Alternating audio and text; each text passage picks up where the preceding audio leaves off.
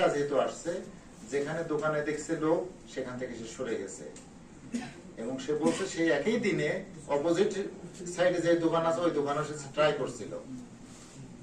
সেই বেশি থাকায় এবং ক্যাশ কাউন্টারে 2 জন লোক থাকার কারণে সে পারেনি। আর এই দোকানে এসে দেখে যে বলছে যে আমি তাকে বলি যে আমার হলো রং লাগবে, কি রং? কালো রং।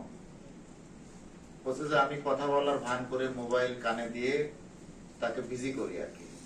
তো বলে যে আপনি দেখান দেখি রং। বলে তাকে চাইছে এখান থেকে ক্যাশ কাউন্টার থেকে সে উঠে একটু পিছনের দিকে যান। ওই পিছনের সাইডে যে গেছে, যে জায়গায় সে মারা গেছে আর কি, যাকে যে জায়গায় উপর জোরে ছুরি দিয়ে আঘাত করছে, বলছে আমার উদ্দেশ্য ছিল পিছনের সাইডে নেওয়া, যেখানে যেহেতু দেখলাম অনেক সময় কোনো মানুষ আসতেছে না, পিছনে নিয়ে গিয়ে আমি তখন তাকে চাকু মারি আর কি।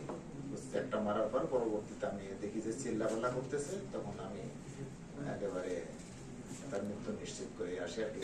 অনেকগুলো চাকু মারে তাকে, পরে এসে ক্যাশ কাউন্টারে এটা খুলে দেখে যে টাকা হয়তো যা পাইছে তাই নিয়ে চলে আসছে আর কি। তার বাড়ি কোথায়? নাম? ওর নাম হলো জুয়েল মিয়া, 22 বছর বয়স।